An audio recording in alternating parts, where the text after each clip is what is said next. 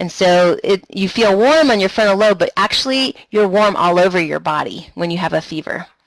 So when you listen to and try to memorize a new piece of music, you're using your temporal lobe. And the temporal lobe also processes smells and memory. So it's not surprising that smells are closely related to memory. So how many of you guys have a certain smell that reminds you of something? If you have one, type it in.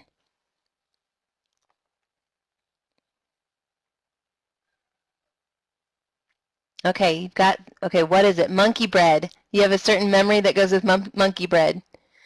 Vanilla, okay. I have a memory every time I smell tobacco, I think of my grandpa because he used to smoke a pipe. And it makes me think of my grandpa. And sometimes if I smell mothballs, I'll think of my grandma because she used to always put them in her closet. And I can't stand the smell of mothballs.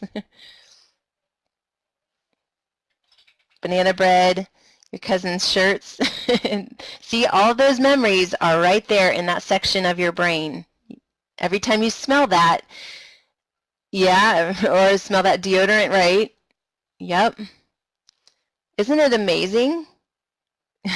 Reese cups, that's great. McDonald's, oh no. So sometimes those memories are because of your smells, and that's because that's happening in your temples. Okay, this is a really fascinating thing. I wanted to show you guys this picture up close. Your olfactory nerve is, it's going to, you can see where that is right there. Olfactory nerve.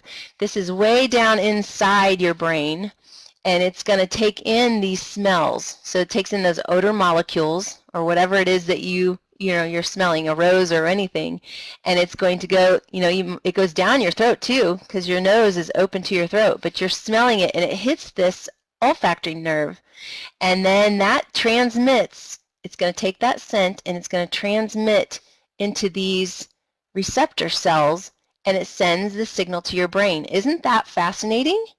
That's how your smell goes to your brain. That's the connection. It's really, really cool. It's kind of funny to look at because of all these parts, but it's like right here, this is a little bit closer look. You can see the air with the odorant molecules, and then those odorant receptors are taking that in. And the odorants will bind to the receptors, and then it goes right into the nerve system to take a message to your brain. Isn't that fascinating? It is. God made us so unique. It's very cool. Okay, sometimes when you smell something, you taste something else. Yeah, some of that has to do with memory. Some of that is you're actually taking in some of those smells that go down your throat too, and you might taste it in your mouth sometimes, especially if you go, if you're in an area where there's lots of restaurants and you just drive into the area and you start smelling that. It's like all those steaks and everything that are cooking, you smell it. You're actually sometimes tasting a little bit of that. I mean, obviously not a lot, but you're going to taste or have that activated in your brain. Oh my goodness, this smells good. The occipital lobe is in the clear back. You can put your hand on your head. This is way, way, way in the back of your brain.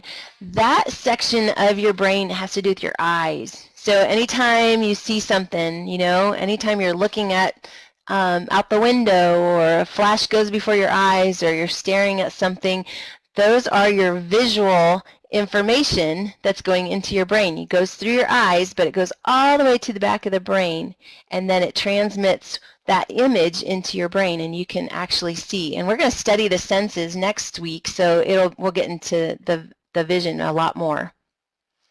You have a bump on the back of your head from falling, and that's true. If you ever have some kind of an accident in the back of the brain, sometimes it does affect your vision. So that's really important to know too.